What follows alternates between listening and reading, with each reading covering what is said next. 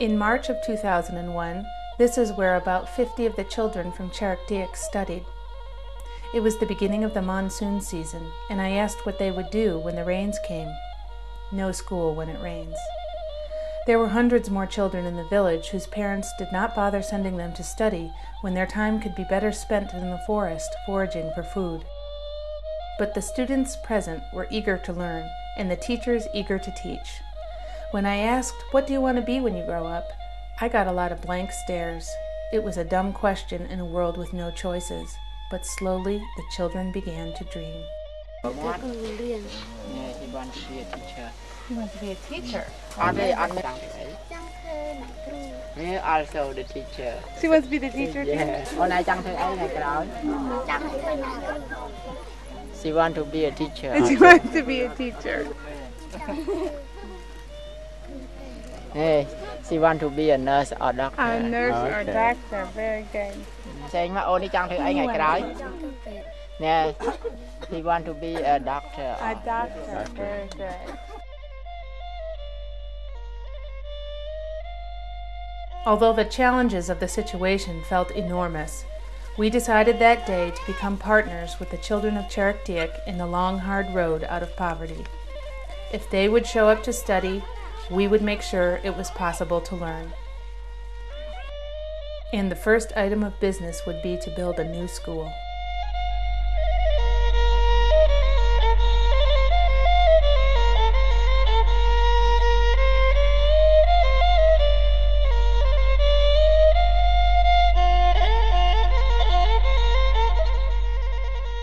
Just a few kilometers down the road, the village leaders had already selected a site for a new school building.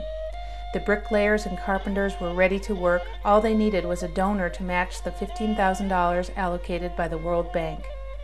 We had raised the funds from a network of friends and colleagues by selling photographs over the internet.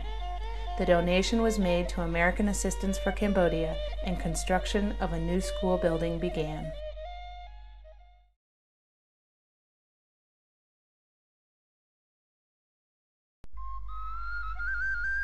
By the following school year, the building was ready. This footage was sent to us on a computer disk by our assistant in Phnom Penh after he delivered a new school uniform, shoes, and school supplies to every student and teacher on our behalf.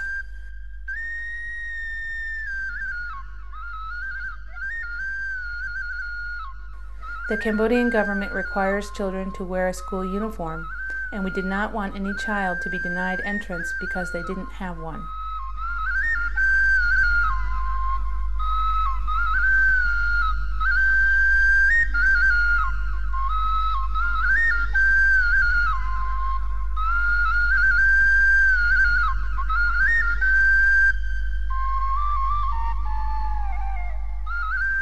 The distribution ceremony was followed by a cool drink of water from the new water well. The student body had grown to 177 students.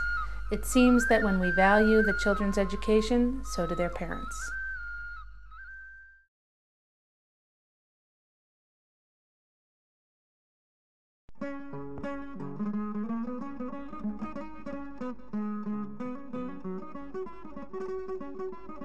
In 2003, I went to visit the school for the first time since it had been built.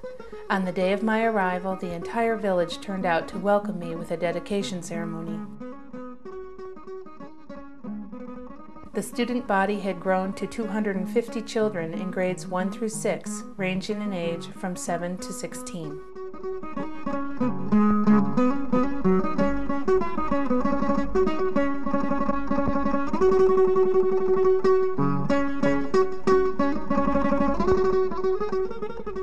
A solar panel had been installed on the roof, but we did not have a computer or English teacher yet.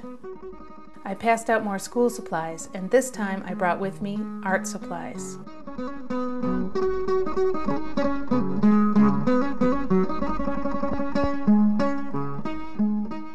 Colored pencils, watercolor paints, and white sheets of paper were passed out to the classrooms, and I asked the children to draw me a picture. For most, it was the very first picture they'd ever drawn. I also learned that the Cambodian teachers had no pay and slept on the cement floor of the school.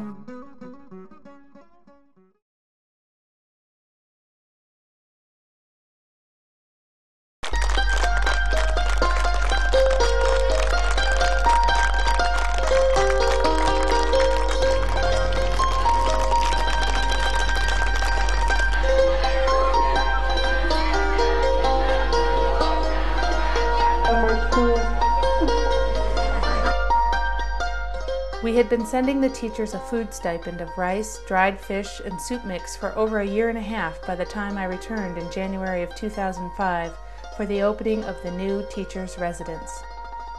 The food and housing made it possible for the teachers to do their jobs and to consistently show up for work. Therefore, more children showed up for school, and the student body had now increased to 375.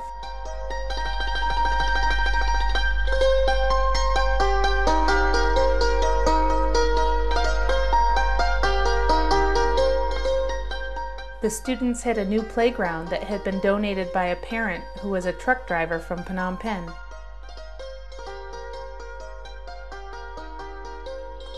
Although the pump to the water well had been broken by heavy use from the entire village, the school director had the students plant a garden, and taking care of it was part of their daily chores. We fixed the well and donated an irrigation system so they could expand this project.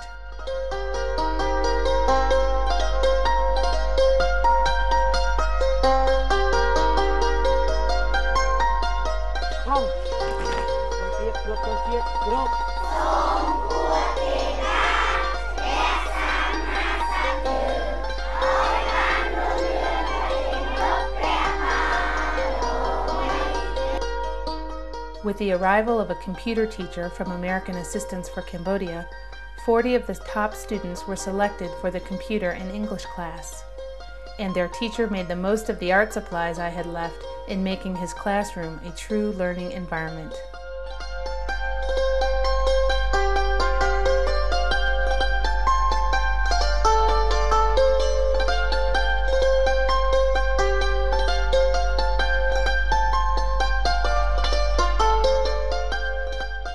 The moment I had been waiting for finally came when we held our very first library hour.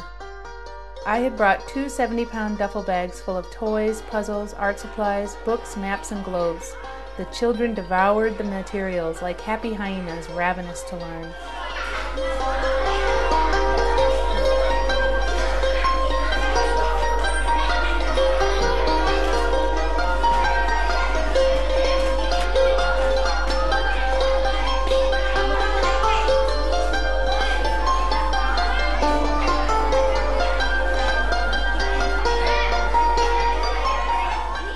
The children are reading, but they want to go to secondary school. The teachers are teaching, but they are only paid $13 per month. Please help us continue to light the path to their future.